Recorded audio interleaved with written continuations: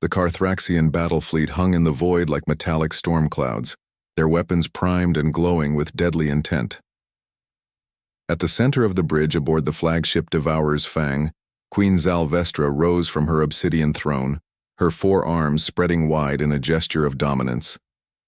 Her chitinous exoskeleton gleamed purple-black under the crimson lighting, and her compound eyes fixed upon the 2 humans standing before her in electromagnetic restraints.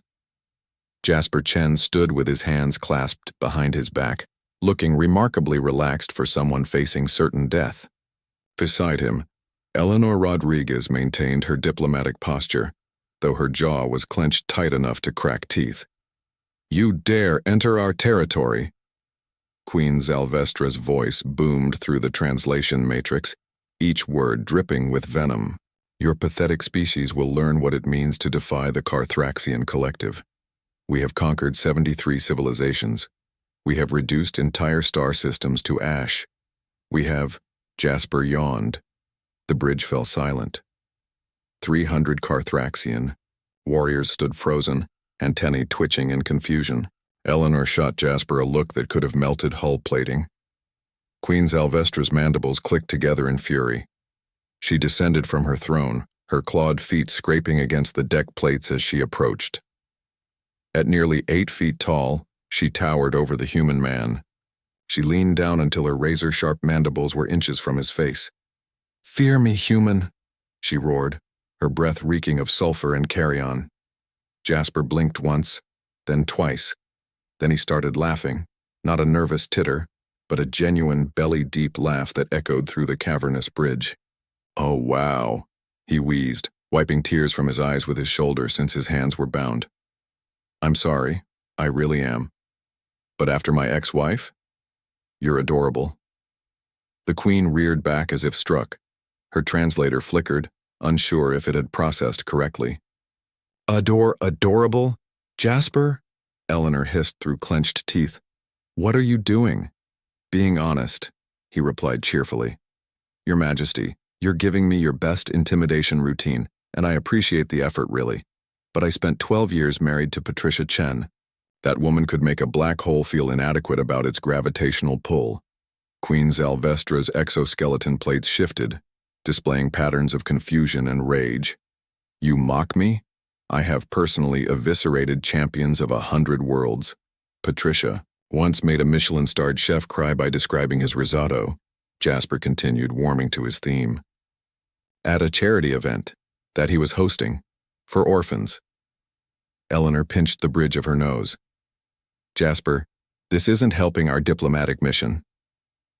"On the contrary, Ambassador Rodriguez," Jasper said. "I think Her Majesty and I are reaching an understanding." He turned his attention back to the alien queen. "See, the thing about humans is that we've been terrorizing each other for thousands of years.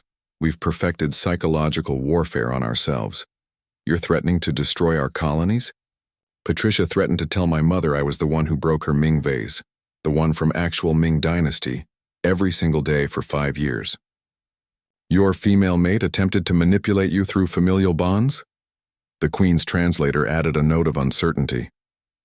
"Ex-mate," Jasper corrected. "And that was just Tuesday behavior. Wednesday was when she'd reorganize my entire research lab and then act shocked that I couldn't find anything. I was just trying to help, Jasper," he mimicked in a high-pitched voice. "Thursday she'd invite her parents over without telling me. Friday, enough." Queen Zalvestra's roar shook the bulkheads. "What is the purpose of this? This verbal assault?" Eleanor saw her opening. "Your Majesty, if I may explain. Humanity has survived ice ages, plagues, world wars, and the invention of social media. We've been dealing with difficult personalities, passive-aggressive behavior, and emotional manipulation since before we discovered fire. Your threats of physical violence are, and please don't take this the wrong way, straightforward by comparison." The queen's antennae drooped slightly. "You are not afraid?" "Oh, we're terrified," Eleanor assured her. "But fear is kind of our thing. We're afraid of everything. Spiders, public speaking, dying alone, being judged by our peers, climate change, our mothers-in-law. We've built an entire civilization while being absolutely petrified 24/7. Jasper nodded enthusiastically. Fun fact, the stress hormone cortisol? We produce so much of it that other species thought our readings were a sensor malfunction. Turns out we just live like that. Queen Zalvestra slowly circled the two humans, her warrior instincts trying to process this information. So you acknowledge your fear, yet you laugh at my might? It's called coping mechanisms, Jasper explained. Humans developed humor as a survival tool. When Patricia served me with divorce papers, I laughed then too, because the alternative was acknowledging that I'd lost the house, the dog, and my favorite coffee maker, the one that played Also Sprach Zarathustra when the brew was ready. The canine loyalty and thermal beverage preparation device are significant? The Queen's voice carried genuine curiosity now. Your Majesty, Eleanor interjected smoothly, her diplomatic training kicking in. What my colleague is trying to explain is that humanity doesn't respond to intimidation the way most species do. We've internalized our fears and anxieties to such a degree that external threats often seem manageable. We're not saying we're superior, far from it. We're saying we're damaged in very specific ways that make us uniquely difficult to frighten. The Queen returned to her throne, settling into it with a thoughtful clicking of mandibles. The Carthraxian way is dominance through terror. We have never encountered a species that responds to fear with mockery. It's not mockery, Jasper said, his tone gentler now. It's perspective. You can blow up our colonies. Patricia destroyed my self-esteem, and she didn't even need a starship to do it. You can wage war on us. We've been waging war on ourselves since we figured out that rocks make good weapons. You can threaten to end our species. We've got climate change, nuclear weapons, and artificial intelligence doing that already. Eleanor saw the moment things shifted. The Queen's aggressive posture relaxed slightly, her warriors' weapons lowering by increments. So what do humans want? Queen Zalvestra asked. If not to tremble before superior force? Coffee, Jasper said immediately. And maybe some decent trade agreements. Your nebula has excellent rare earth minerals, and we've got agricultural techniques that could triple your food production. You offer cooperation after I threatened annihilation? Eleanor smiled.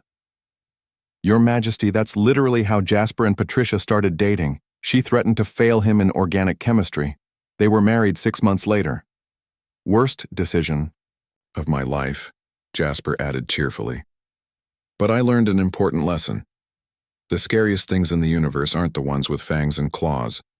They're the ones that know exactly which emotional buttons to push. Queen Zalvestra was silent for a long moment. Finally, she clicked her mandibles in what the translator recognized as amusement. Your species is damaged. Catastrophically, Eleanor confirmed, yet you survive. Thriving, actually, Jasper said. We've got decent medical care, streaming entertainment, and coffee. What more could you want? The Queen's laughter, a chittering, clicking sound, filled the bridge. Her warriors exchanged confused glances, antennae twitching rapidly. Perhaps, she said slowly, we should discuss these trade agreements and you will tell me more about this Patricia. She sounds formidable. Oh, she absolutely is, Jasper agreed.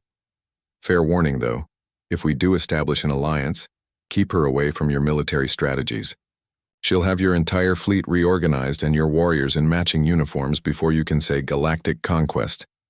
Eleanor allowed herself a small smile as the electromagnetic restraints deactivated.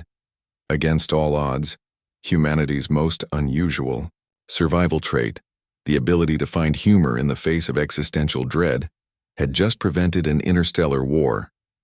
And it had only cost Jasper his dignity, which, as he often said, Patricia had already claimed in the divorce settlement anyway.